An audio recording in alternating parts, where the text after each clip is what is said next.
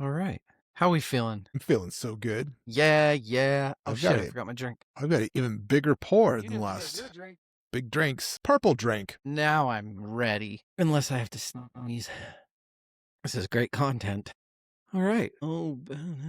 Coming up on Verse, Chorus, Verse, let's talk some Nickelback, everybody. That's next.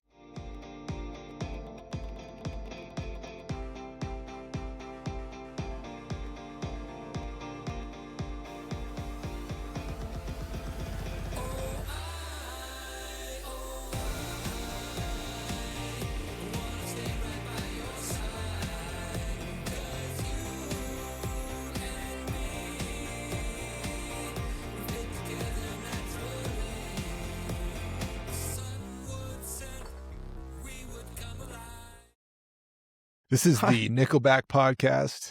Yes, tune in here for jokes about Nickelback by your very own Evil Jimmy. Hi, everybody. Welcome to Verse, Chorus, Verse. I am DL. With me, as I almost said as usual, as always, I'm drunk. Hey, everybody. We're drunk. Welcome to the Terror Dome. Evil, how are you? Good. I'm enjoying some corn whiskey and aviation. Finished my coffee. Got some water. I like 2001. Just Never cranking forget. that What Are We Drinking Tonight right out of there at the gate. I love it. Do we do What Are We Drinking on? Yeah, we do. Fuck. We do. We I do it jumped every the gun. time. It's the most important part of every episode. No. You didn't jump the gun. It kind of speaks to what is really important in life. You got to get it to it first, right? What am I drinking? Never forget. I'm drinking a really boring hard seltzer by Ashland. It is Can't 5% get into the alcohol. seltzers, man. They're gross, but seltzers are gross. But I'm also they're gross. Yeah, but I'm like 13 pounds down. Good for I'm you. trying to do healthy things occasionally. Please, everybody, ignore the drink that I had in the last episode and the whiskey that I drink at night. But hey, you can't. What's the phrase? Like, you gotta something about smoke them if you got them. That's a good motto to live by, in my opinion. 2001 so far is kind of been exactly what I thought, which was just a really fucking fun conversation about shitty and great music, huh? Yeah. That's all there is to it. That's kind of what this podcast is. This album is bad. This album is good. Let's move on. So if you've missed it, go back to the last episode. We talked a lot about from Alicia Keys to Missy Elliott to Tool to fucking, I forget, right? Nickelback. A lot of Nickelback, a lot of Creed, I've got some things to say about some bands in 2001. Before we get into 2001 talk, let's warm up the bed first a little bit. Evil, tell me a little bit about your current listening in the music field. What are you listening to that's not pod related right now? I've put off some stuff, and I also have that's like new releases. There's a new Lamb of God album that released yesterday. Everywhere. That I'm like, I was at the record exchange and I wanted to buy it. And I'm like, I'm already here to buy some stuff. And I'm like, oh man, fuck. So I didn't walk away with it, but I did get some cool things. I just yesterday saw the record exchange. They were playing Lamb of God. Yeah. 1:00 today. You're going to miss it, but you missed it. You know what record exchange did at 1:00 today?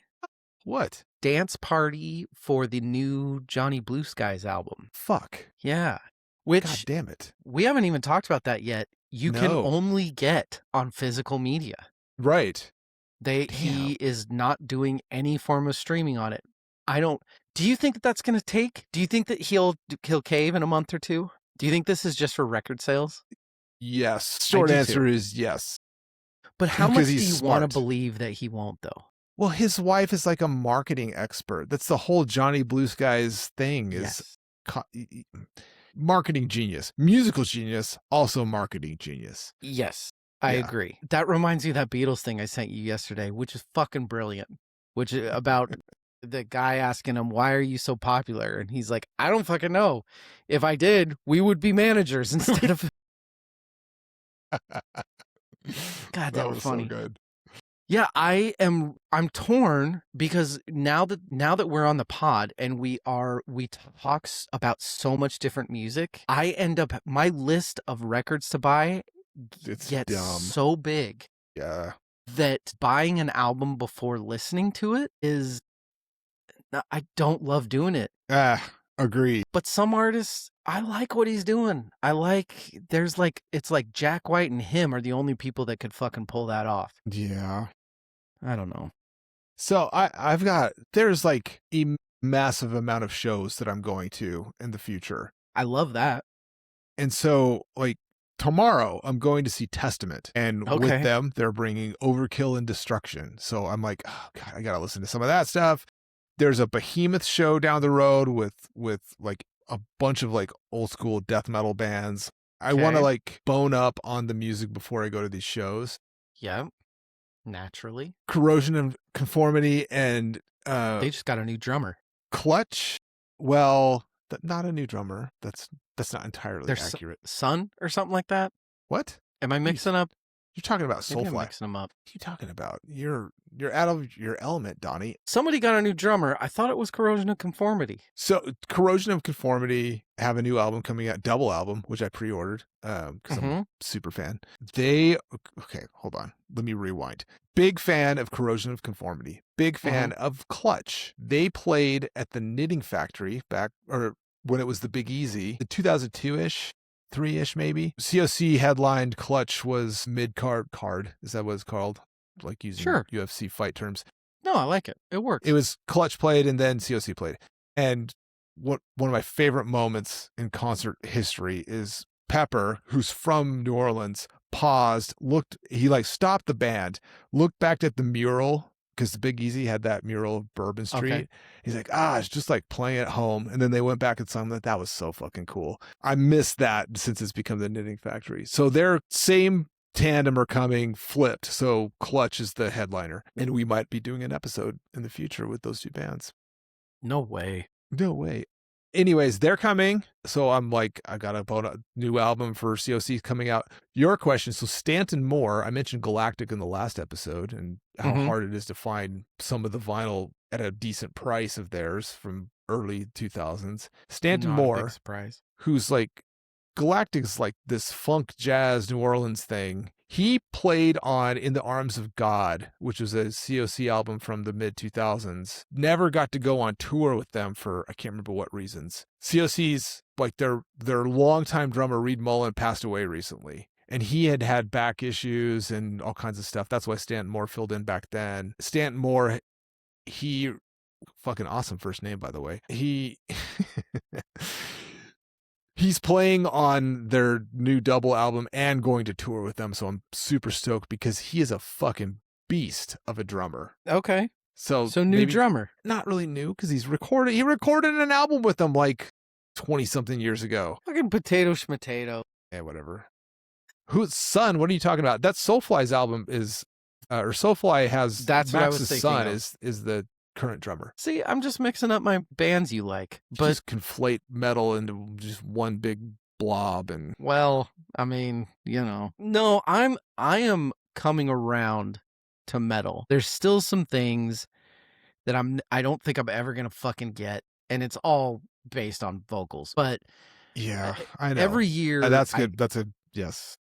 Every year, I get a little more into things. Soilwork was like I'm gonna get him hooked. Soilwork is so much more.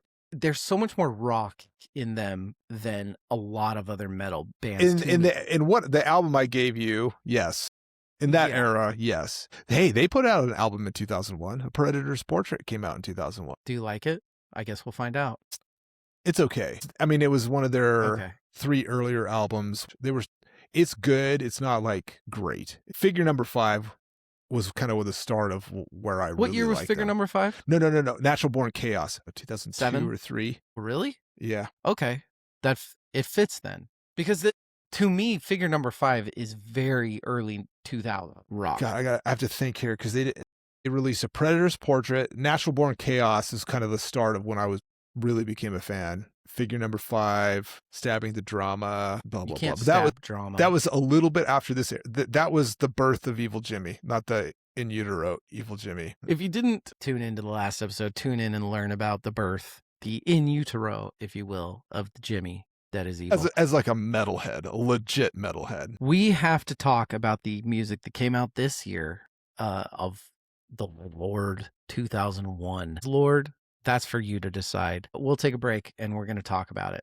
Hi, everybody. 2001. When you started researching this, in your studying for 2001, did you find any albums that you maybe didn't know or you hadn't given a chance or you forgot about, that sort of thing, that you just couldn't, that was, you might maybe didn't even like it, but was just crazy popular, or you did like something like that? There were 3 that stuck out to me, 2 of which I know the artists. I don't think I realized that this was the year that their albums came out, and one was just like, I don't know what the fuck this is. Okay. So we already talked in the previous episode, we talked about Daft Punk, their album Discovery being like huge. Massive. Yeah. And I know that album, I just didn't realize that this was the year that it came out. The album Vespertine, that was 2001, but the one that was like I saw all over the place and I'm like, I have no memory of this, never forget, was the Microphones The Glow Part 2. Same thing. Yeah. Everywhere.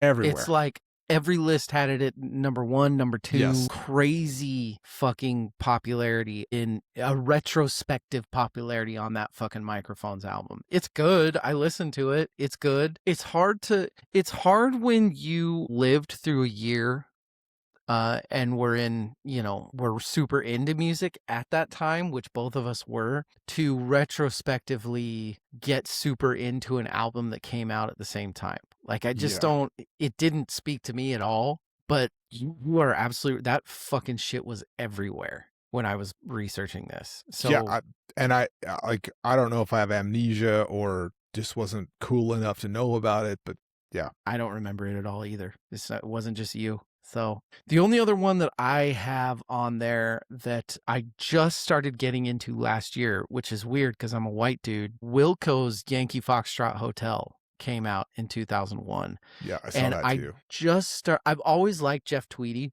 but I just started getting into Wilco like 2 years ago. It was just, those bands that it's like, I know everybody fucking talks about how amazing they are. I just can't dive. There's just something that keeps me from fucking diving into them. That has always been Wilco for me. I just bought the Yankee Foxtrot Hotel record like 2 years ago when I was in Chicago. It's fucking fantastic. It's an amazing album. But that would be another one that was everywhere, although that one didn't surprise me at all. So yeah, let's go to have a 2001 theme song. I don't have a theme song. I have a theme album. I love that. And what a fucking wild year. It was one of the albums released on 9/11, and it's Slayer's God Hates Us All. Fitting. Yeah. Where does that stand on the Slayer list for you as far as? It's one of my more favorite albums. Okay. I think I would put, let me think about this. Rain and Blood, just because of the when it came out and the impact, probably has to be number 1. I'm not a huge Slayer fan. Just like, I like them. Metal. I'm actually not either. Of course. Uh-huh. I would probably put Seasons of the Abyss above it, and then God Hates Us All. Those are probably my top 3 Slayer albums. Okay. I don't know. This is kind of a weird one for me, and it wouldn't have been at the time, but it is now. And it's a sign of growth. The song Party Hard by Andrew WK. So when Andrew WK first came out, I couldn't fucking stand him. I thought it was the dumbest shit, and I just thought it was so fucking stupid, and it must have been some sort of pretentious thing in me that was keeping myself from liking X and Y and stuff like that, because I pretty quickly got over myself and was like, you know what? This shit is actually the best. And then you kind of see interviews with Andrew WK shit and see what he's about. And if you don't like Andrew, I get a lot of people are annoyed by him and then his, fucking Party Hard songs and stuff like that. But if you don't like him, dude, you need to awesome. Yeah. You need to look inward and readdress. Get some, puppy. Yeah. You must have had a FedEx package come or something like that. People are walking by. They can see them. My dog's the same way. But yeah, I'm going Party Hard by Andrew WK. I love that song, and the fact that I love that song speaks to growth inward for me. Yeah. Very cool. You're are you an Andrew WK guy? Like, that album is it's fun. It is. There's like not as a full album, but there are some tracks on that album that are like S tier for me. Oh yes. I also love that he just decided that he was gonna fucking break his nose for the album cover. Yes. Rock on, dude. I also like the conspiracy theories about him. Like he is a character, like a what's the the Andy Kaufman character, the lounge singer guy. Oh, God damn it. Yeah. God, Tony Clifton. There's like a theory that Andrew WK is a character played by different actors. Really? Which I love. I fucking love that. I love just. That's good. True or not, I don't care. I don't even want. I just like that is a potentiality in the matrix that we live in. I do too. Evil. What's the worst album that came out 2001? I mean, Mariah released the Glitter soundtrack, which is pretty fucking bad. No way, that's great. When Nickelback releases Silver Side Up, how do you not ask for your Nickelback? It's a hard one to beat. I have a weird answer. My weird answer is it's definitely not the worst album of the year. But here's the thing. Amnesiac by Radiohead, it's a really good album. It is also like it's the B-side whatever of Kid A. It is the only Radiohead album that I will not fight for. And so it feels, interesting. It was this weird feeling of, I'm sure that you'll have this too on certain, there's like favorite bands that have that one album that I'm just not going to fight for. Yeah. And I feel, but there's this weird guilt there. That's like, God damn, I'm not, but Amnesiac is the only Radiohead album that I'm not, and there's great stuff on it, but it's Kid A light. That's basically what it is. And so it's not on my top 10. It's not on anything. And I'm sorry, Radiohead people. I'm not championing that one. Do better, I own it. I own it. It's a fun record. But, it is what it is. Dude, fucking Nickelback. What are we doing here? Nickelback is such fucking low-hanging fruit at this point that it's like, when it becomes when the band is in on the joke now, you know what I mean? Sure. They ruined the fun. They ruined it. Fear not, I've got more to say about Nickelback later. Don't even worry about it. They're in your top 5, aren't they? Technically. Okay. We'll get there. All right. I definitely talk about them in my top 5. Yes. Fair enough. Who won 2001? The music diaspora, which I mentioned in the last episode. I just like saying diaspora. It makes me feel smart. Maybe I didn't. I said the balkanization of music in the last episode. I don't know if I said the diaspora. You said balkanization, which I love. Did, which is also smart. I'm so smart. I use big words. It is And yet you're not a Radiohead fan. This doesn't make any sense because you sound like a fucking Radiohead fan right now. And I mean that in the worst way possible. Worst way possible. I like that you're wielding your identity as an insult. That's amazing. I know exactly who Radiohead fans are. I'm one of them, and it's embarrassing. I think if you are a fan of any specific genre, and that is your, like the Scenesters one, because music split out into, are you like, this I know I said in the previous episode, are you an indie kid? Are you a underground metal kid? Are you an alt rock kid? Are you what are you? What's your musical identity? Yeah, that's good. That's good. I'm realizing that I absolutely can't do a Robert De Niro.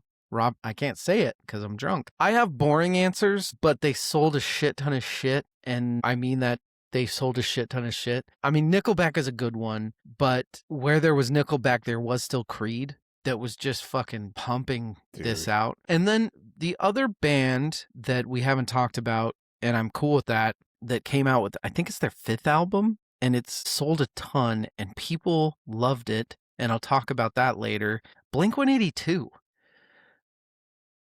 They kind of went from the super Warp Tour-y type of band to we're basically like a Green Day as far as like pop punk. Like this is when like the Girl at the Rock Show song and stuff like that. Like, yeah, they were fucking everywhere all the time. That's true. So I think I'm gonna go with Blink-182. They didn't even register on I'm so jealous of anything you for that. me. Good. Studying for this. Good. That's crazy. Good for and you. I always tell the story, like they played at the College of Idaho when they were Blink before the album with like This Is Growing Up. They were like fucking 16. They were terrible. It was a fucking awful performance. I mean, not much changed. No. Yeah.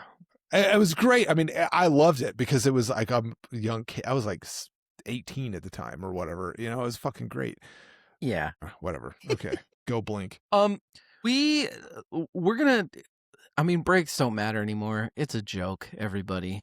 Yeah, they can put ads in anywhere, but it's just hard for play me some music, whatever. Yeah. We're going to go to the favorite albums. Not best, do it. Our favorites. I have 10. And I tried to whittle this down and I couldn't. Not only do I have 10, but I have hard takes for every single one of them. Damn. So how many do you have? I have 5 and a couple of honorable mentions. How many honorable mentions? 3. Okay, so I'll do my first 2. I'll do my 10 and my 9. We'll discuss, and then we'll start swapping. Fair. Okay. So I'm going to start with my number 10. And I am going to, elitist douchebag 40-year-old guy that owns a music podcast. This next half hour is us to the extreme. So here's a little story. Yeah. Here's a little story about my number 10. So in 2001, POD burst onto the scene and tricked God. No. Don't worry. It's going a different direction. Okay. POD burst, but I like the gasps. POD burst onto the scene and tricked everyone into praising Jesus with their Barney level watered down corn rap metal white dude with dreads bullshit. Fear not, world, because Tupac came back from the dead with Until the End of Time and came out with, yes, I will say it, his best album. Until the End of Time by Tupac is my number 10. Wow.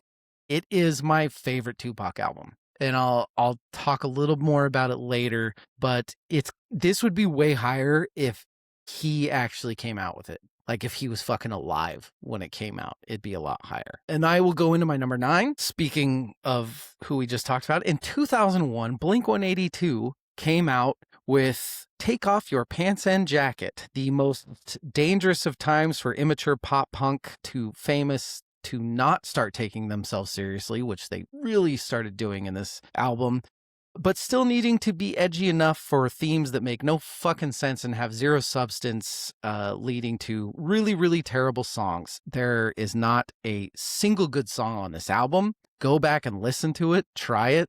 Tell me there's a good song on it. Seriously, tell me there's a good song on it. But fear not, world, because Built to Spill would give us Ancient Melodies of the Future, an album that said, don't worry, everybody. These rock ethos is still alive and well. Yes, songs can be fun and brilliant. That is my number 9. It is Ancient Melodies of the Future by Built to Spill. Doug Marsh, who actually, this is a really good album because it was the same lineup for like the 3rd album on Built to Spill, which he didn't do very often. So musically, it's fucking strong. Evil, who's your first honorable mention? I got to think about this because you're doing some misdirection shit with your... I am. I'm basically, what I'm doing is my ethos, my theme for 2001 is the most terrible music in the world. The years that it's just, that you want to say music is dead, there's going to be amazing shit that comes out. So I'm kind of yin-yanging this thing. Okay, I think I got it. Okay, I'm going to go, my first honorable mention pick is one of my all-time favorite bands. And this is not one of their greatest albums, but I still like it. And it is Stone Temple Pilots' Shangri-La-Di-Da. Because I fucking love STP. I love that album. Yeah. I had no idea. I didn't find that. This is what we were talking about. I never even saw that album came out in 2001. Yeah. Doesn't that have the Courtney Love song on it? What? There was this girl who Not too long. Maybe. This is the one with like Days Hollywood of the Week. Bitch? Is it Hollywood Bitch? Hollywood, yes. No, Too Cool Queenie. That's what it is. Is Too that Cool it? Queenie. That is clearly about Courtney Love. Courtney Love. Yeah. The second verse is like... Yeah, you're right. Oh, yeah. There was this boy who lived in a rock and roll band, and he wasn't half bad at saving the world. She said he could do no right, so he took his life. Like, it's a little overproduced. It is. Days of the Week? That's a fucking great song. Great fucking song. That's a good album. And I fucking love STP. They're one of my all-time favorite bands. I've listening to Robert DeLeo. He's kind of been on the podcast circuit a little bit. He was on Rick Beato's his podcast. They're just musically, I feel like they did not get a fair shake from the media. No, we talked about that when we covered Purple. How musically talented they are. Yes. Like, anyway, this is an honorable mention. I don't want to fucking go on a diatribe about STP and how brilliant of a band they are. That's my... Shangri-La was a good album. It is a good album. Extremely glad you brought it up because I had no idea. I liked that album when it came out and completely missed it studying for 2001. Awesome. So A++. My number 8. In 2001, Sum 41 showed us what male Avril Lavigne punks look like. Fucking love this so much. It was as scary as we'd imagined. The we are punk, not pop punk people that are more pop punk than pop punk ever was here to stay, and we had to suffer it. But fear not, world. Alien Ant Farm came out with Anthology. A good old-fashioned, tight as hell musicianship, rock your face off album with some very 2000 sounds, all in a very, very good way. And also, did you know that Alien Ant Farm named themselves that so that they could be right next to Alice in Chains in all of CD and record collections? No, I had no fucking clue. They are obsessed with Alice in Chains, and they wanted a name that would put them right next to that in people's record collections. So, of course, I was going to be a fan. But Anthology is a fucking amazing album. And that is one of those albums that I was talking about where I don't know that we're ever going to see that on vinyl, and it breaks my heart because I would love to fucking listen to that on a record. Speaking of track one, side ones, fucking Privilege. No. Privilege. That's Incubus. The other Incubus. Courageous? What's the fucking Anthology one?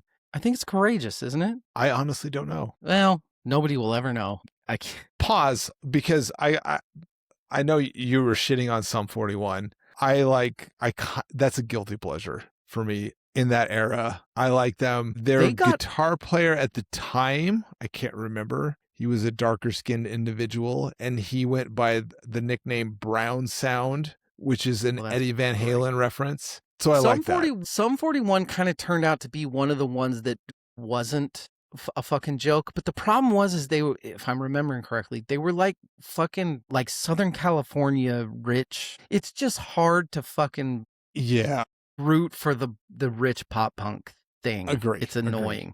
Well, I kind of sympathize with the singer because he went through some like health shit, and he was like in a relationship with Avril Lavigne. Yeah, I think he had like leukemia. I can't remember. He went through some like rough times. Well, so I think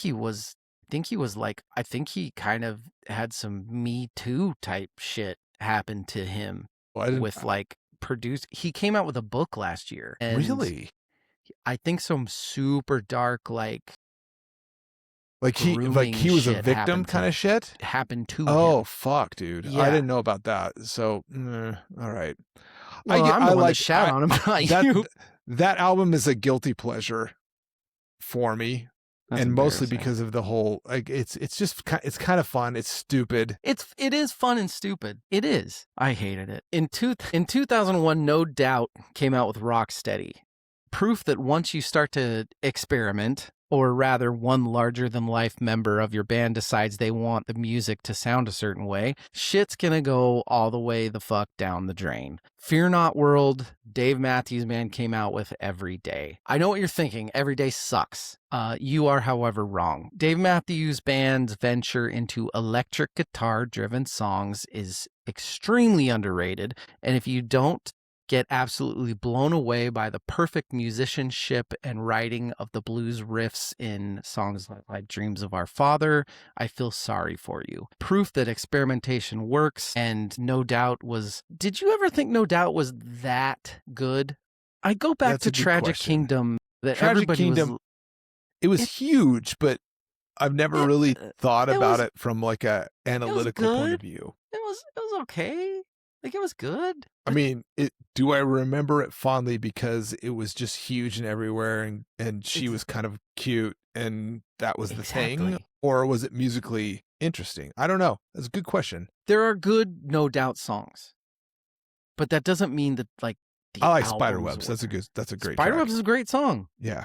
What was the song off their next album that I like? The Ex-Girlfriend song. I thought that was really fucking cool. Return to Saturn or whatever it was. Yeah. I don't know. What's your next honorable mention?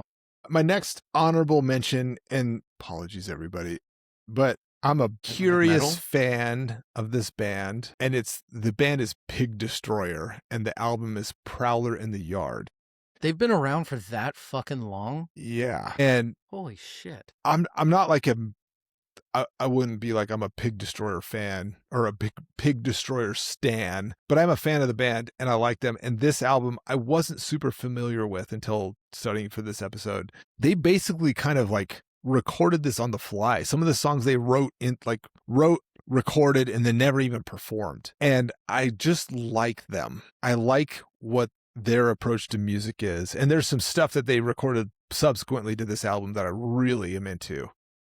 Gotcha. But I wanted to highlight them. I don't know, it's not a top 5, but I wanted to at least, kind of like Stone Temple Pilots, I wanted to at least pencil them in somewhere. Bring them, yeah.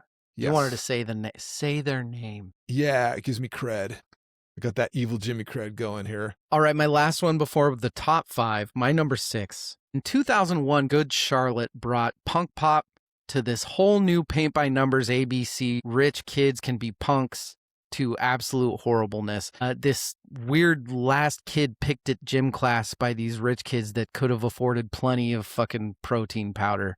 They had everything in life and they just wanted to bitch instead. But fear not, world, because Tenacious D was here to bring a well-needed perfect blend of actual talented fucking musicianship with humor and a reminder, again, that rock can be casual and fun and still awesome. What are your thoughts on today? I think that this album is fucking amazing. What are your thoughts on Tenacious D? Because musically it is good. And we've texted about this a little bit. We have. They fall into the Dr. Demento music category for me because it's kind of a parody. Fair. Very fair. But that doesn't mean it's not good stuff. I don't know if I can take them seriously. No pun intended. I've always thought of them as more tribute than a Dr. Demento sort of thing. Like, okay, they clearly fucking love metal. They clearly fucking love the Zeppelins and the fucking Dio. I mean, fucking, he's obsessed with Dio. Like, yeah, I just thought it was so fucking refreshing. And not only that, but the album, hey, we talked about it a few episodes ago. Dave Grohl Projects, he was the fucking drummer on the album. Like, he played Satan in the music video. And it's fucking fantastic. Yeah. I love Tenacious D. I saw them open. I've seen them twice. I saw them here in Washington, and I saw them at a super small place in Boise. We opened for Weezer. In like 2000, I think it was sometime around like 2002 or 3. It wasn't the Neurolux. It was, you remember, I don't know, I have no idea what it would be now, but you remember where like Dirty Little Roddy's was? The downstairs where the bowl was? Like that's not Dirty Roddy's. It was the Diggy bass room, and it was like the cowboy bar. There's the it's downstairs. Like it's Strange Love now. It was 6th and Main. It was, I can't remember. I know what you're talking about. Yeah. There's the downstairs, and then there was the upstairs. I saw them in the upstairs. Okay. Really? Yeah. What? Yeah. It was fucking great. It was awesome. Super small, crazy. It was rad. What's your last honorable mention? Okay. You're insane. That album's incredible. That album's fucking amazing. I can't get over the I can't get over the Jack Black igness of it. I kind of get that. I do. Yeah. I do. All right. Go ahead. Talked about elephants in the room, or I have at least. I was not a fan of them at the time. Okay. But I have the Endless EP. I have. Damn it. I am building a catalog. I've got my favorite album currently, which is The Wretched and the The Ruinous. Wretched, the Ruinous. I haven't even opened it yet. It's still got the plastic on it. I've got Extinctions, Watchers of Rule, which is. I don't care. I'm mad I was wrong. One of my favorite Unearth albums. The Oncoming Storm, which is many refer to it as their magnum opus. I have not one, but two versions of the Stings of Conscience, which if you want one of these, you can have it because I don't know anyone else who I would rather give it to. Yes. I thought that's our pact. One of these every is year yours. we give the doubles to each other. It is Unearth's debut LP, The Stings of Conscience, is an honorable mention. And I put it as an honorable mention purely because I was not a fan. I didn't even know who Unearth was in one. Okay. And so Damn it. You're right. It is my favorite. So I'm conceding that. But because I didn't even know who the fuck they were in 2001, I can't put it on my top 5. Is that fair? It's totally fair. Yeah. I have 3 that I'm choosing between now to change my answer for your favorite. We'll see what happens there. What is your number 5? What's Okay. your 5 of 5? I'm so glad I got to talk about these guys. These gals, actually. And so I talked in the previous episode, I don't have many, and this chick isn't even really a celebrity. Like I talked about my celebrity crushes and Alicia Keys being one of them. Yeah, because she's amazing. Donna R. might be the hottest guitar player on the planet. The fucking Donnas. You love my the number Donnas. 5 That's is right. the Donnas turned 21. Yeah. Yeah. God damn it. That's a good one. I'm glad you brought that up because I didn't even realize that they had come out with an album. And it's fucking good. That and I love checks the Donnas out. And Donna R. My heart goes out to you wherever you are. My number 5. In 2001, many bands and labels tried desperately to make us think that Americana was now this trashy, non-talented, terrible excuse for overproduced Nirvana wannabe bullshit. Puddle of Mud's album from 2001 has gone triple platinum because, well, people are fucking idiots. But fear not, world. Jimmy Eat World came out with Bleed American, a true Americana album with depth and progressions, proof that you can be catchy and mainstream and not sell your soul. Evil, I'm interested to hear your thoughts on this album, the album Bleed America, if you listen to it, because there are songs that will rock your face off, and then there are very pop rock songs. Not angry at the pop rock version of it. Good. Yeah. Good. Yeah. I'm like, what's the big hit? The Middle. Yeah, The Middle. I knew that was the only track that I knew going into the album, honestly. Really? Yes. What? And so I was pleasantly surprised. Did you listen to track 1? Like, did you start at track 1? Yeah. Because that's almost like Stolen Valor, how hard that fucking song rocks. Valor. Like, that song fucking rocks, dude. That's a great album. That's that makes that's me one so of those happy. I'm really glad I got to study for this episode sort of situations for me. That's one of the I'm so happy that you like that. That's one of those records that I turn it on and the whole house is like, fuck yes. Like, is this not like an LDS band? Like these are like Mormon kids. I think you're mixing them up with the Killers. Okay, maybe. Are they Mormon? Is Jimmy Eat World Mormon? Types furiously. Ex-Mormon. Really? One of the members. Tangential ties to the Church of Christ of Latter-day Saints. That's crazy. Hand pumping that internet down there in SL. Hey. Sorry. That might have been last episode, but whatever. My number 4, in 2001, the world shoved Nickelback down your throat and told you that songs like Photograph was real rock and roll. But fear not, world. Toadies came out with Hell Below, Stars Above. And again, we talked about this in the last album. I don't fucking know why I don't listen to the Toadies all the time, and I'm going to now. The Toadies, which is hilarious because it's 40 years old. The Toadies is like my new... I am flying the flag for this band. They are fucking amazing. I'm buying a ticket for their show. Fuck it. I've- we're speaking, I'm getting on. I love that. Love it. There's nothing to not absolutely love about the Toadies from a fucking straight up rock and roll person.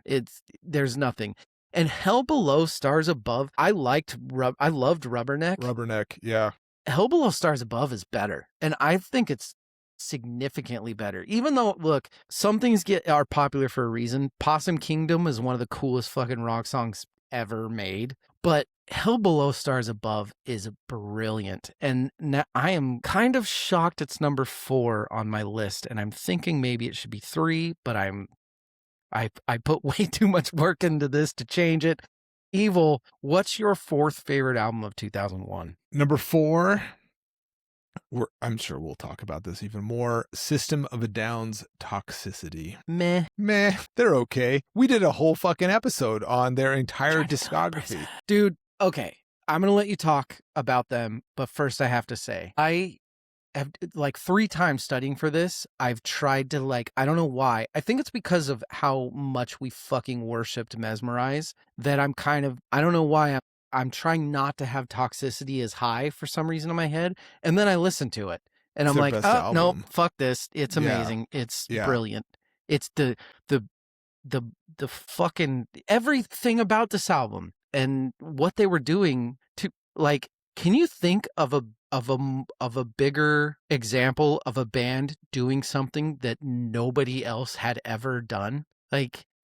They're just an insane fucking band. Anyway, you said Toxicity and then I completely stole the microphone. So no, it's that you're right. So I'm trying to separate me in 2001-ish versus me today. This, in prepping for this episode, this is one of the songs that I fell asleep to at night with headphones on listening to it. That's insane. The other one it's further up in my list. Later.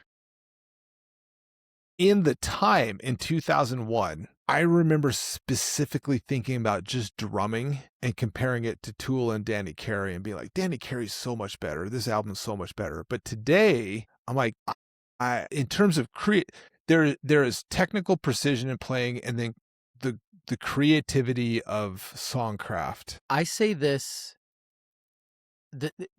You are making the same exact point that I make when I imagine fucking guitar players trying to play with Les Claypool. Fair. How fucking hard must it be to be a fucking drummer for a band like System of a Down? The fucking songs they're writing. Right. It's incredible to be able to write parts that they write is fucking incredible. The drumming on this album is great. It's amazing. It fits so well. Yeah. My current take is that comparing drummer versus drummer is not fair. It's not a fair comparison. It's not. But I don't know, it's what we do. Yeah, I know. I mean, Danny Carey is one of the best drummers that's ever existed. Ever. Yes. But the drumming on Toxicity is fucking great. It is. I agree. And it fits. I did not get, actually, you know what? We need to stop talking about Toxicity. Okay, fair enough. Foreshadowing. Let's stop.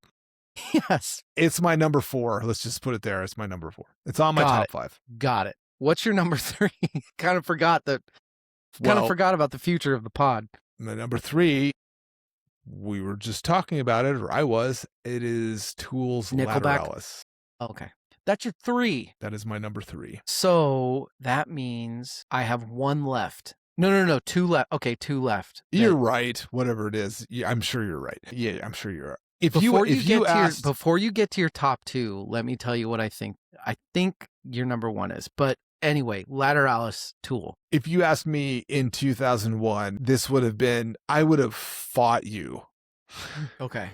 That this was the album that was head and shoulders above everything else. Gotcha. A lot has happened in the last 25 years. Spiritual growth, musical growth, blah, blah, blah. It's still number 3 for me. It's still a fucking great album. I still really, it's my favorite.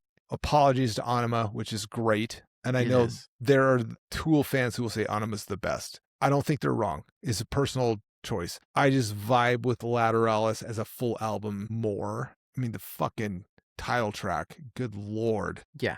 Yeah. other tracks on it. I don't want to foreshadow too much. Amazing. Yeah, very. It's a very even though it's not one of my Tool albums, there are tracks on it that are just, that's the type of band Tool is. It's a holy shit band, you know? Like, you don't have musicians like that on a band and it not be amazing. Right. It's just fucking great. It's a great album. It's an accomplishment. The drumming on it is some of the best musicianship in context of the song for individual tracks that I've ever heard. Dana Carey does okay. He's all right. He does. And for me, it has a lot of like personal growth and spiritual significance that isn't going to translate to other listeners. Yeah. I'll leave it there. Yeah. My number 3.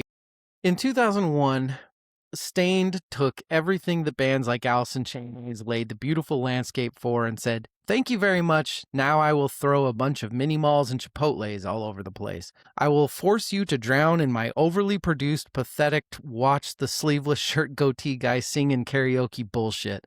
But fear not, world. Ben Folds came out with Rockin the Suburbs, one of the most heavy while being lighthearted, raw talent and songwriting song albums of the decade. Stained, do you want to see a grown man cry? Don't write songs like It's Been a While. Write songs like Fred Jones Part 2. Listeners, go listen to Fred Jones Part 2 by Ben Folds and try not to get fucking emotional over it.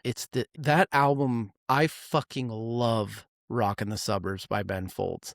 And I'm not even a huge Ben Folds guy, but that album is one of the best songwriter albums of the last like 50 years. It's so fucking good. Evil. Oh, wait, no, it's my number 2, actually. Yeah. In 2001, my number 2. In 2001, NSYNC proved that commercial music had 110% taken over sales of half-talented character rock written by old executives that knew what sold had officially conquered the world. There's no album that is bigger proof of this than Celebrity by NSYNC, which has now sold over 70 fucking million copies. So sad. But fear not, world, because a whole new thing was coming. Amazing music with not just a story behind it, but characters, full fleshed out characters with backstories, art, comics. Since the Gorillaz came out, they've sold over 41 million albums. That's insane. On their discography. Proof that the good will win as well. Gorillaz self-titled is my number 2, meaning that you were right on my number 1, and I'll touch on that after this. But we've talked about the Gorillaz self-titled. Yes. It is brilliant. It is a no-doubter 10 out of 10. We both worship that album. Evil, what is your... did I get 2 or 1 right if I say that your top 2 are Opeth and the Gorillaz? You're half right. Okay. What is your number 2? T-shirt on.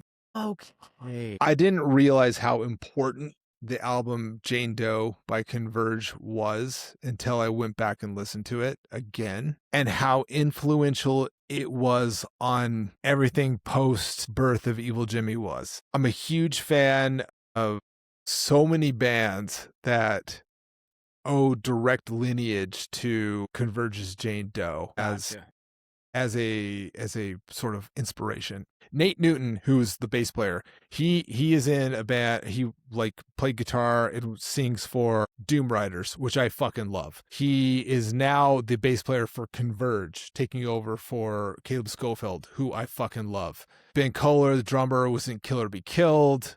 This was one of those aha moments where I'm like, oh fuck, I'm a Converge fan. I didn't realize I'm such a huge Converge fan. That's good. That's why we do this. That's great. Number 2 for me is Converge's Jane Doe. I think that's one of the most...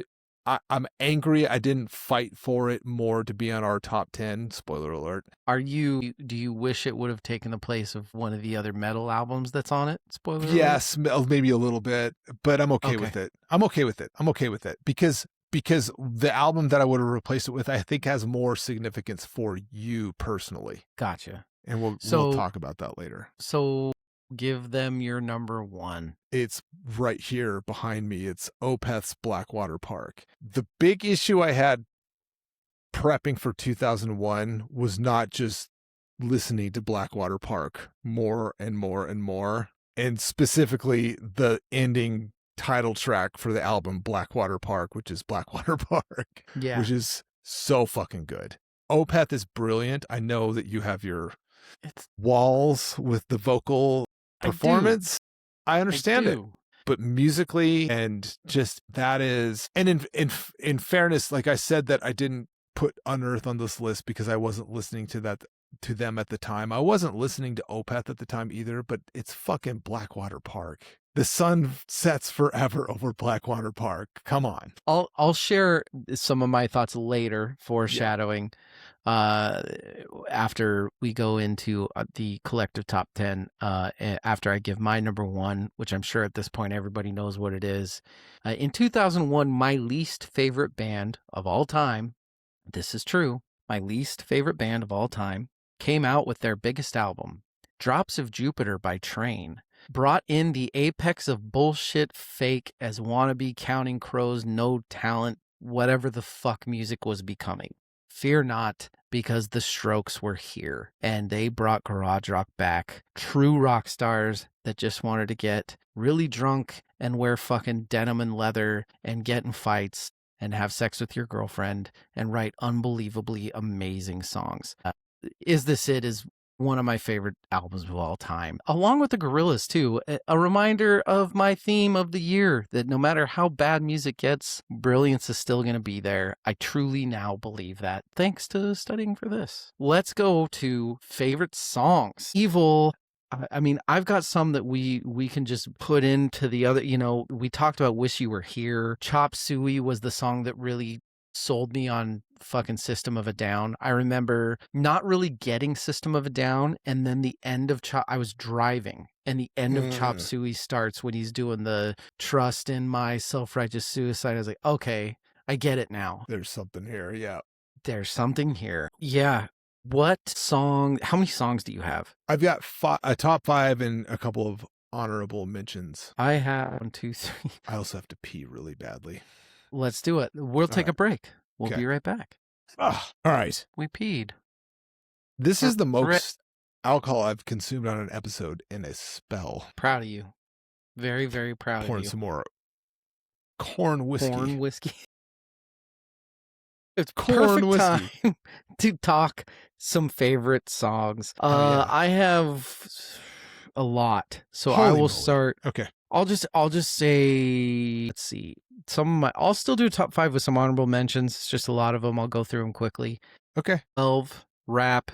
They came out with Purple Pills, which I love. Some Eminem there with it. Eminem kind of bringing up his Detroit group that he came up with. They had that D12 album that was fun. It's a very Eminem heavy project. Surprise, surprise. The Shins came out with their album and New Slang was on it, which everybody heard a bunch. And it's a great song. It really is. It was on I don't remember what soundtrack it was on, but it was popular and it was a great song. Pete Yorn's Lose You. Songs for the Morning After, I think was the name of the album. And that song is fucking amazing. I love it.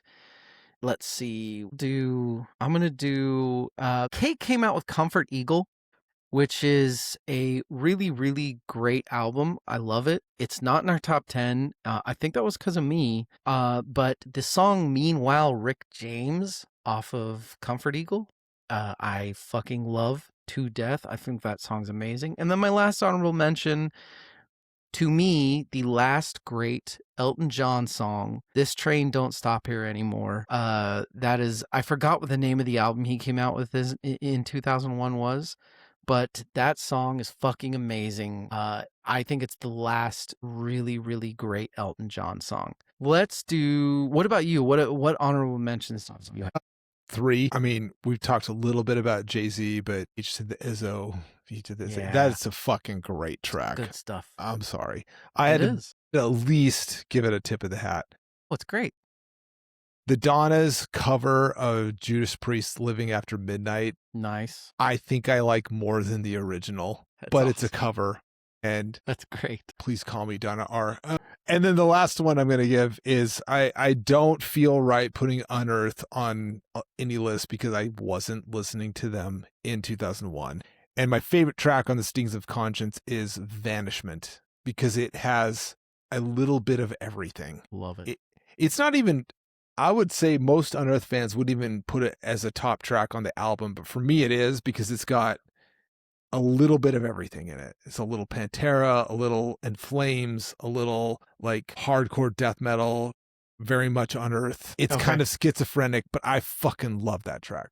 Those are my honorable mentions. What is your number 5? It is Incubus's Wish You Were Here. To this day, I still fucking love Incubus, and going back and listening to that album, that song has a special place for me. I'm glad I felt like kind of a tool for that being like my favorite song off of that album. But man, I have good. Yeah, I do. I really do have memories it's sappy and stupid, but they fucking wrote a perfect song. It's really good. It fucking slaps. I remember, that's what I remember. I remember being on leave and being up at my family's cabin, and sorry, don't try this at home, kids, but being very drunk and just flying on a snowmobile at like way too late at night and just blasting Wish You Were Here. And I'll remember that forever. Don't drink and snowmobile, kids. My number 5, right? Yes.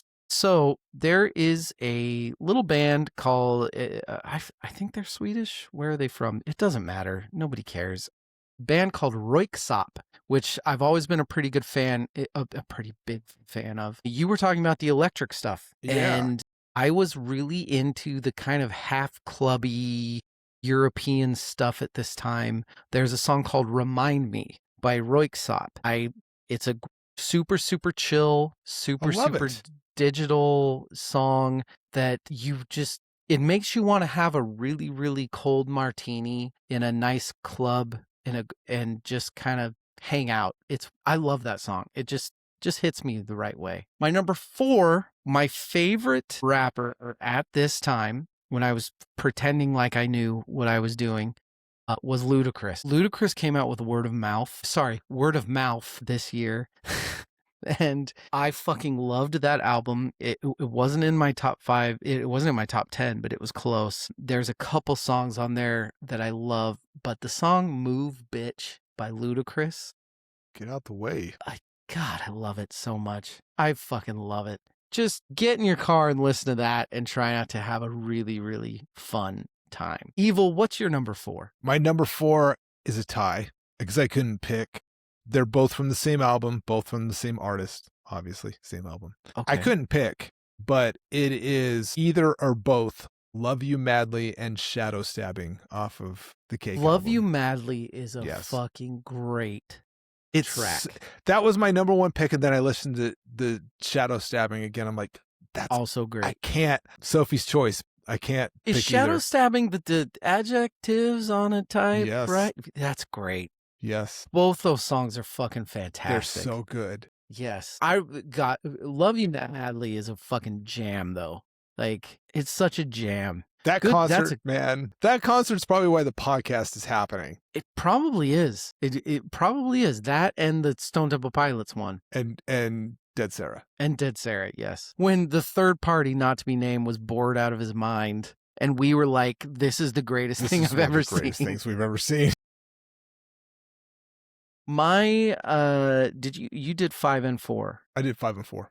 Okay. What is your 3? What's your 3? My number 3 is a little guy named Andrew WK who did a song called She Is Beautiful, yes. which is not only one of my favorite songs of this year, but one of my all-time favorite music videos. I'm so happy. That's so fucking great. Good. It's so good that Children of Bodom covered it a couple years later. I love that my take on Andrew WK was they were not like the music snobs guy. You had to get over yourself and like be real to fucking like Andrew WK. And then he's in your top 5. I love that. So fucking good. Awesome.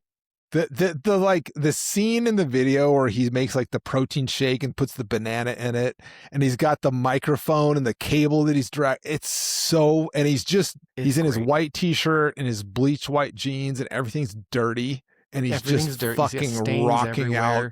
Yeah. Fucking great. I want to embody that for the rest of my life. My number 3, another one that I don't know how well known it is, but Gillian Welch came out with an album in 2001 that was fucking fantastic. And one of my favorite songs since the day I heard it, whenever I did, is Everything is Free Now.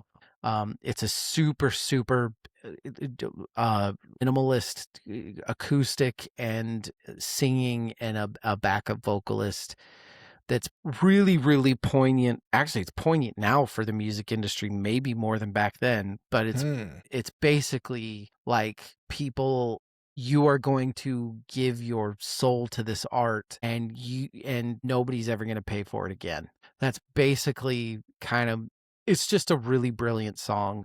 I love it. And yeah, it's my number 3. My number 2, we didn't talk about this album, and we didn't talk about it because I don't like it, but I love the band, I think. But actually, I'm going to lead this. Evil, what are your thoughts on the Green album by Weezer? I actually kind of like it. Do you? Yeah. You know why you like it? It's not top anything material, but I kind of like it. But there's a couple good songs on it. Yeah. And so the song Crab off of the Green album, for me, is one of the better Weezer songs. It's fucking fantastic. It's a bummer that it's on. Look, the Green, there's like, it's a guilty pleasure album for sure. Yes. Yeah. There's like 7 terrible fucking songs on the Green album.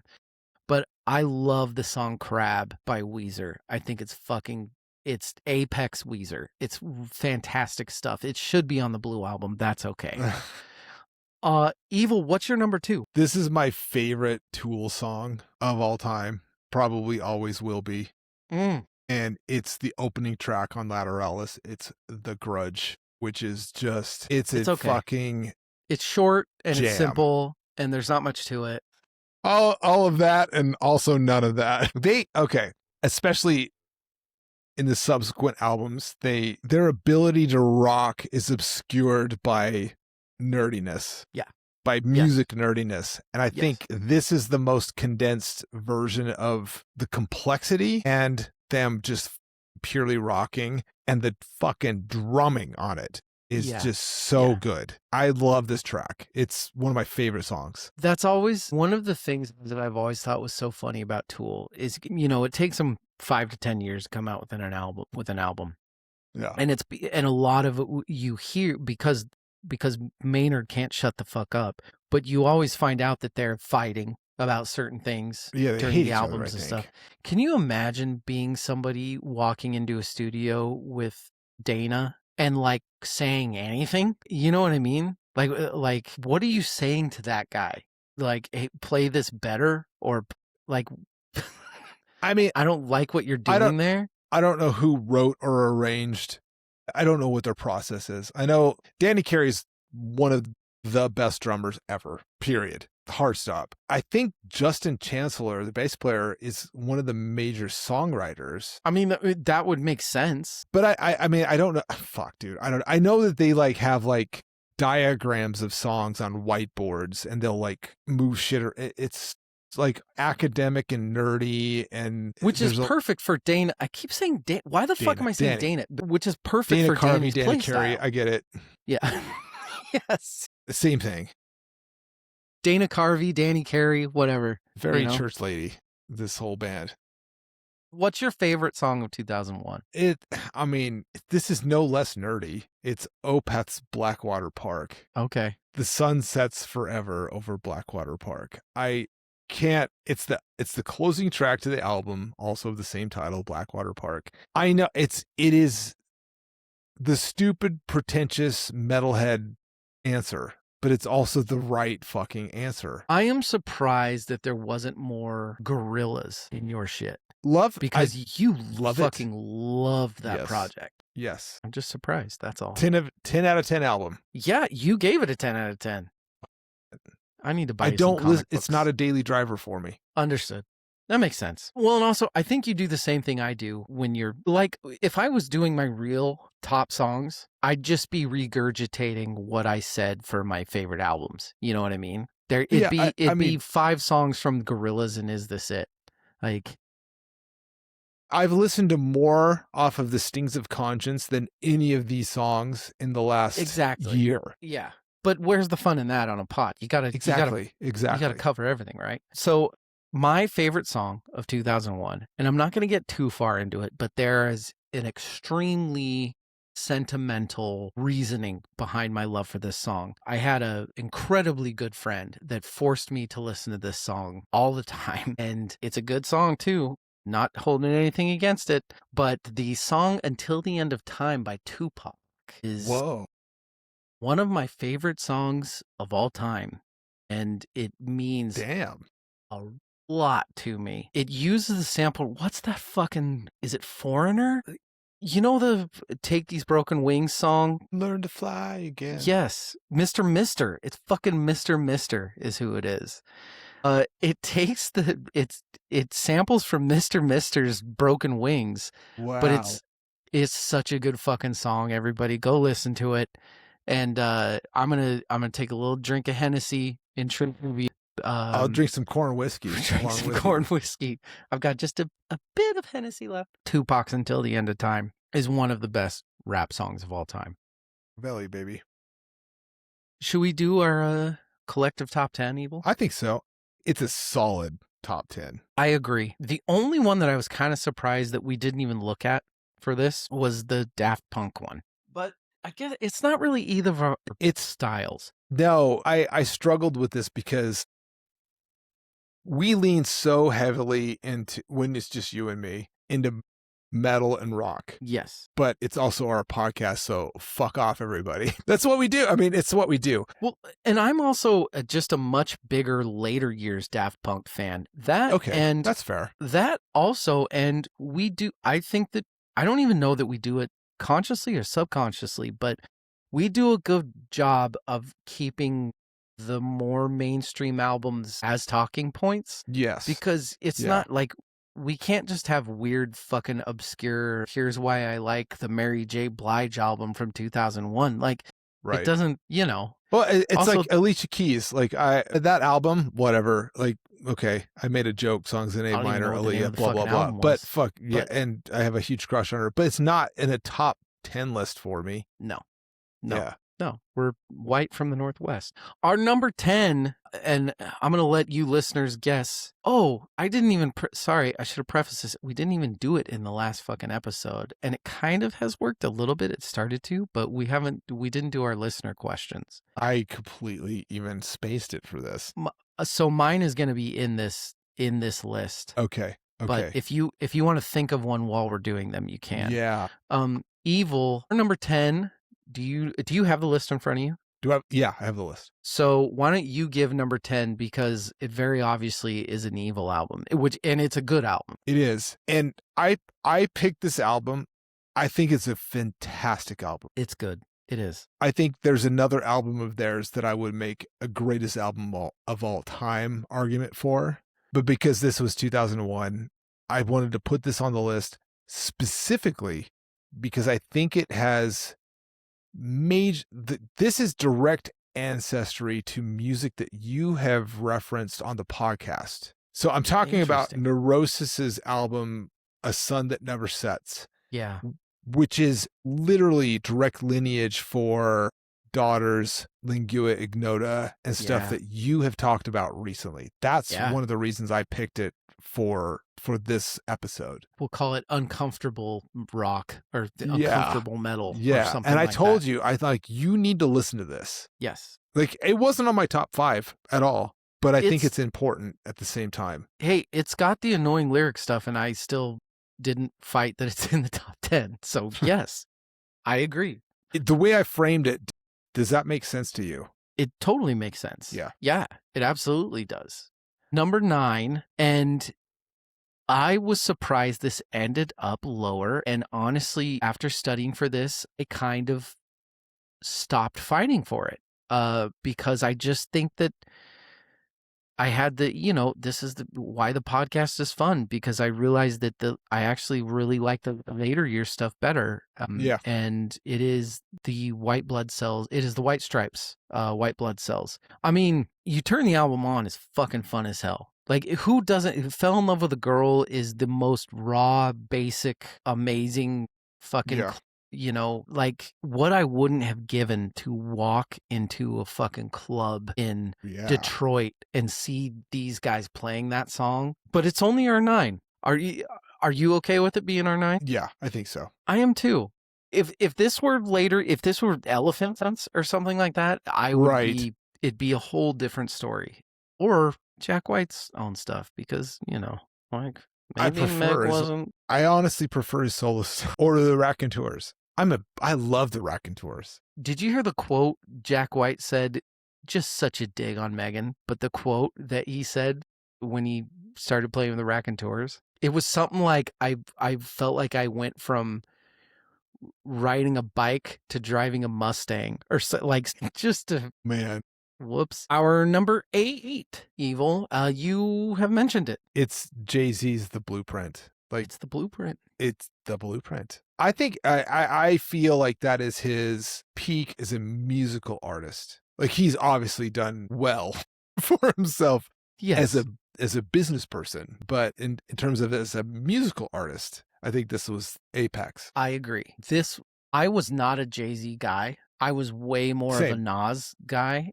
So I was a huge Nas fan. And so when Jay-Z and Nas started beefing, as you will call it, I was and still to this day, there's something about Jay-Z that's just kind of silly to me, but he's also a billionaire that I don't think people understand. Like, he went from fucking slums slinging crack in New York City to being a fucking billionaire. Like, do you have any, like, I can't even fathom what you have to be as a person to be able to do this. You joined the Illuminati. Well, yeah, I'm sure there's some Epstein stuff in there too, but I mean, come on. All I'm saying is you can count on one hand the amount of people in the world that can do that sort of thing. Like, and I'm not even fucking talking about that. I'm just talking about Jay-Z.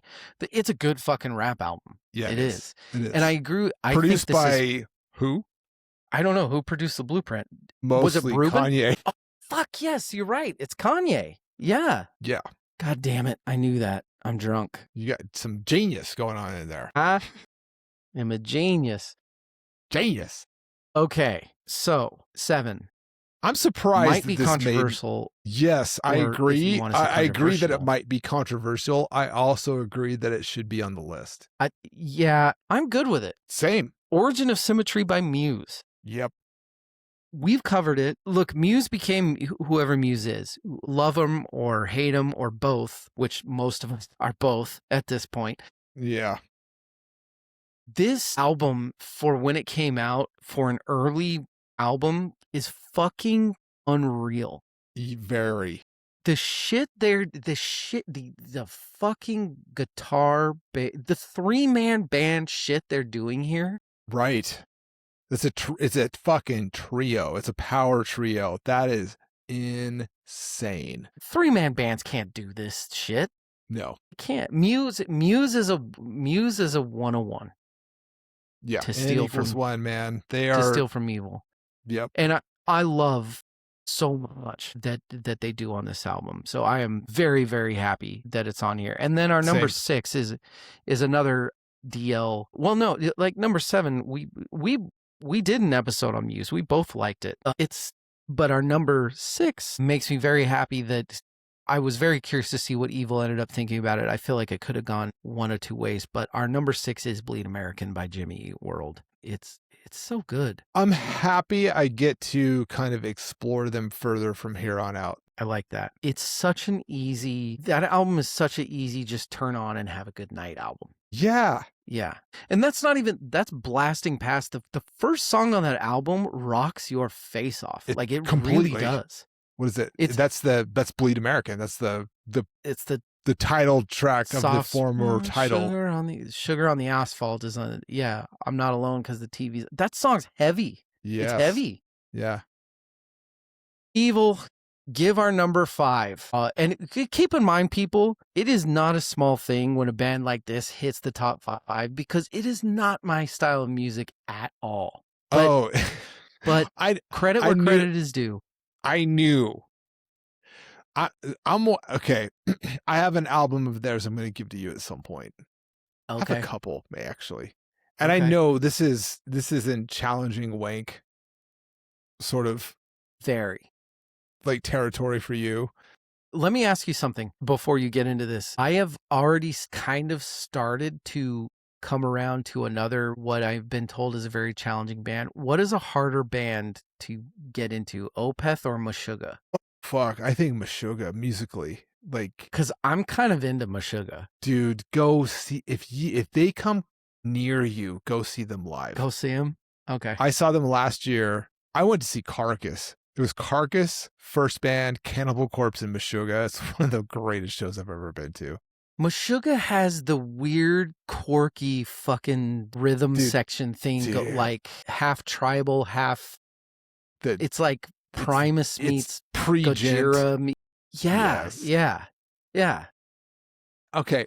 Let me back up. Let me think about your original question again. Man, I don't know, because Opeth has very specific sort of eras. And I think the more recent Opeth you would vibe with more, because it's more clean it's almost exclusively clean singing, which I know is really yeah.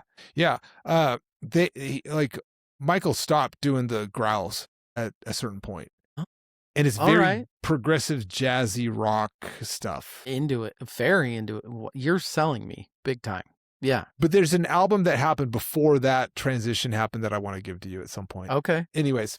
There is a teeny bit of that on this album, which is this. Yes. Look, I'm not the metal guy. I'm not going to clamor for it, but this is a very good album. And not only that, but when I started reading on it, that was when I was like, okay, I'm not going to fight this. It is one of the more influential metal albums of all time. Well, and his version of growls is very, like, it's very growly. It's like Cookie Monster stupid growly. I agree. The album's Opeth's Blackwater Park. I already, like, it's my top one song is the title track to it. I have a list of bands. Like when I want to get in the mindset of being more creative and expansive in the way I think about things, this is one of the band. I put Gojira in there. I put Opeth in there in terms of like bands that I want to listen to expand my when you're taking perception. Shrooms. Yeah, which that might be next weekend, right? It's so fucking good. Like just it's really good. Filter out the vocals and just listen to the music. Yep. Just listen to That's what music. I do. That's what I do. And it is absolute brilliance. It is musically brilliant. Because here's the thing. If I grabbed like your average like death metal head, and then I grabbed you, and I'm like, listen to this band. Each of you is going to have a different gripe. Like you're able to filter out the vocals and be like, musically, this is incredibly complex. There's like, it's jazz. It's like progressive structure. The metalhead's going to be like, weird technical. I don't like that. I want like, I like the growly vocals. I want like verse, chorus, verse, at verse, chorus, verse pod. Listen to the podcast. Hey, they want like this just a basic song structure with some growly vocals. You are going to be more interested in the like absolute brilliant musicianship and songwriting. It's the vocals that are the sort of the wall to get past. So I'm grooming you, if you will. I gave you soil work as like because I have been there. I went through that already. I've already gone through that sort of palate acclimatization, if you will. I've drank all of the Campari in the metal world. I'm there. We'll get you there. We'll get me there. I would have, if I didn't know that this was going to be a challenging wank for you, I would have argued for this to be much higher on the list. Gotcha. But I get it. So but would you have argued for it to be above our number 4? Yeah, actually. Wow. Okay. Today's me would. 2001's me wouldn't. 2001's me, is that I don't think that's accurate, but whatever. We're calling it accurate. 2001 Jimmy would have argued for number 4 to be number 1. Give the people our number 4. That is Tool's best album, in my opinion. Lateralus. How is it? Lateralus. Yeah. Spiral out, baby. Go do mushrooms and listen to Lateralus, and it'll be your number 1. I guarantee you, because I have been there. I'll make you a deal. One of these nights, we'll do mushrooms on the same night, and I will listen to Lateralus if you will listen to Wish You Were Here by Pink Floyd. Fair. And we will make each other massive fans. Okay. Yeah. Okay. Along with this, we need a night where we smoke a lot of weed. Love it. And you listen to Down's self-titled album, their first. What are you giving me? And what am I giving you for? Oh, man. You know what I'm giving you? No. I was thinking, and then I thought, I'm giving you Kid A by Radiohead. All right. Okay. These episodes upcoming, ladies and gentlemen. Episodes upcoming. Drugs are bad, okay? Drugs are bad. Don't do them. Except we're doing them. Number 3, and it's so hard for me to see this as a 3. Yeah, right. Yeah. I get it. Yeah. I'm okay with this list, by the way. Like, as you asked me, do you want to fight for anything? And I'm look, I'm okay.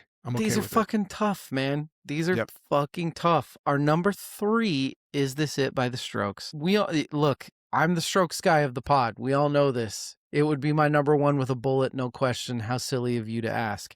But it's not about me, you guys. It's about the gander, not the goose. Whatever. What is the saying?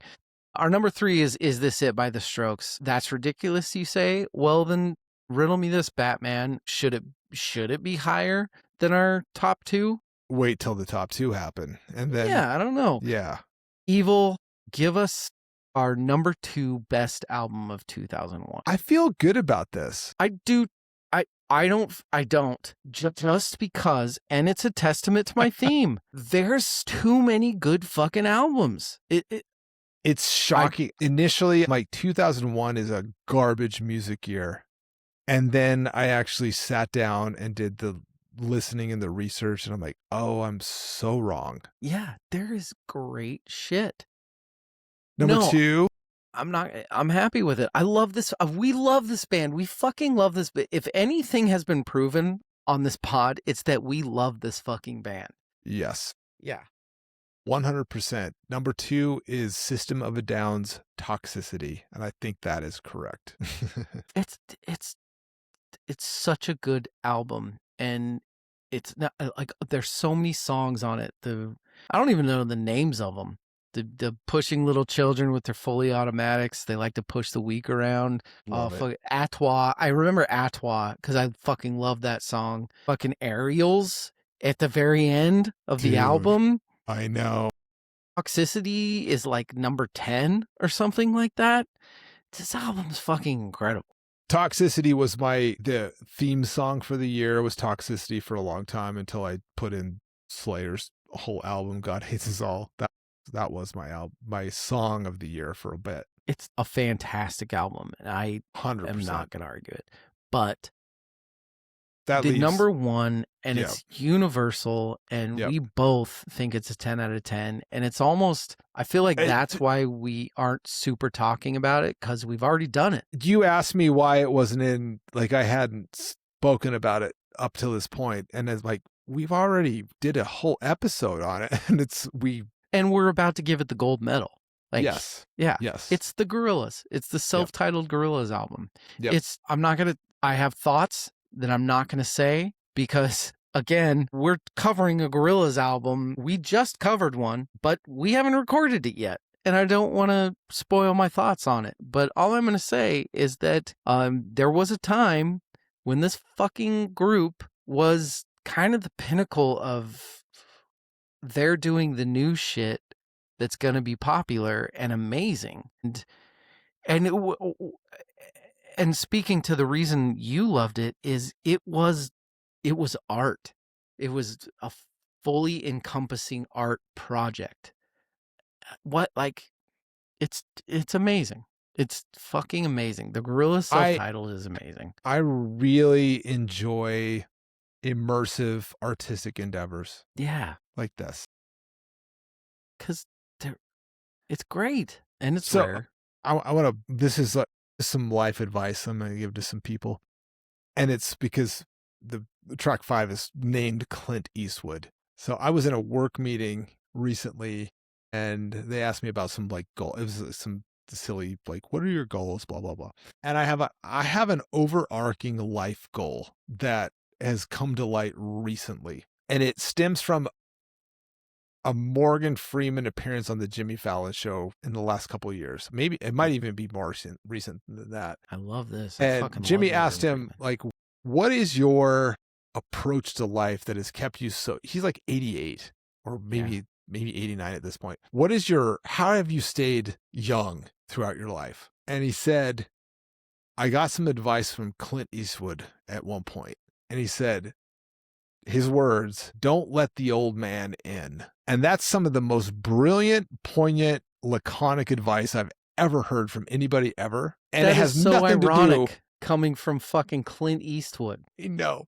To get off like my lawn. Gran Turismo fucking Clint Eastwood. Right. Which is a character, right? But still. No, yeah. That's good. And it probably has nothing to do with the Gorillaz track, but I still like that they have a track called Clint Eastwood on this album, which reminds me, don't let the old man in. Don't let the old man in. I don't know if I can do that, but I would like to try. I'm working. It's an ideal to aspire towards. With everything that's been going on in the fucking world, I've been trying really hard to be a little less. It's so fucking easy. It's always been easy, but right now it's especially easy to be like fucking cynical. jaded fuck it guy, and I still am, but I'm trying not to be. Like, I'm trying to do the cheesy, like, just do the good thing, do the nice thing. I said this to I have a buddy I trained jujitsu with who has some personal life stuff he's dealing with.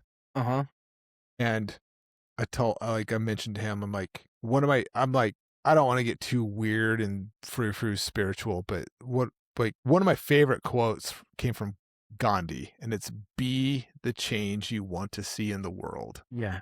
Like, don't try to change, you embody it. Yeah. Pair that with don't let the old man in.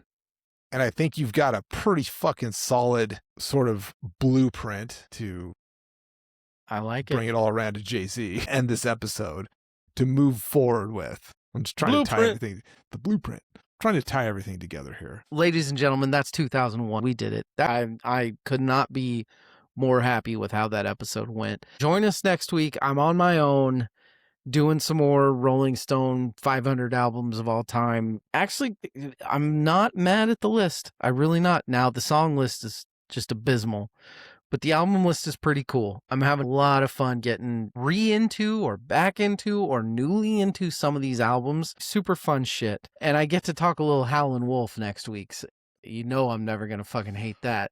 I have 2 Howlin' Wolf albums at this point, by the way. Because you know what's up. Because my blues catalog is growing in vinyl. I love that for you. Evil, 2001, any final thoughts? It's a space odyssey, my friend. Everybody be a monkey and throw the bone in the air with the monolith, whatever. We love you. Good night and good luck.